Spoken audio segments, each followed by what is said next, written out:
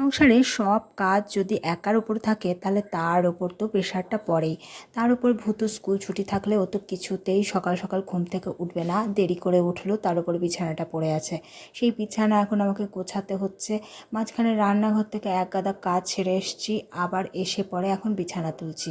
তারপরে আবারও গিয়ে রান্নাবান্নার কাজ রয়েছে, তার উপর রয়েছে গোছগাছ। আমাদের তো ছুটি ফুরিয়েই গিয়েছে, এখন আমাদেরকে আবারও ভাড়া বাড়িতে ফিরে যেতে হবে।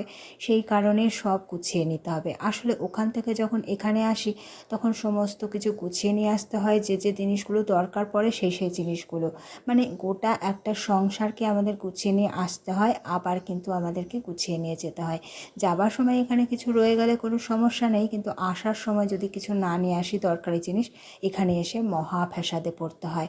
কারণ এই সংসারটাতে এখনও আমরা সবসময় থাকি না, সেই কারণে অনেক কিছুই কিন্তু আমরা পাই না হাতের কাছে। তো এটা একটা সমস্যা হয়ে যায়। তার উপর আমাদের কিন্তু এখানে কোনো সাইকেল নেই, স্কুটি নেই, কিছু নেই।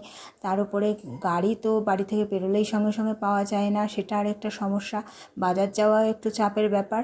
তো যাই হোক আর কি, সেই কারণে সব গুছিয়ে নিয়ে আসতে হয়, আবার গুছিয়ে নিয়ে যেতে হয়। তো যাবার সময় তো হয়েই এলো, সব গুছিয়ে নিতে হবে।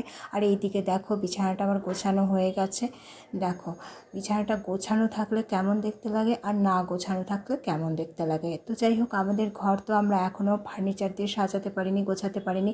যখন সব গুছিয়ে নিতে পারবো তোমাদের সঙ্গে অবশ্যই শেয়ার করব। আর এখন আপাতত গোছগাছ আমার বিছানার হয়ে গেছে, এখন রয়েছে রান্নাঘরে অনেক কাজ। তো চলো রান্নাঘরে গিয়ে কাজগুলো সেরে নিই। টাটা।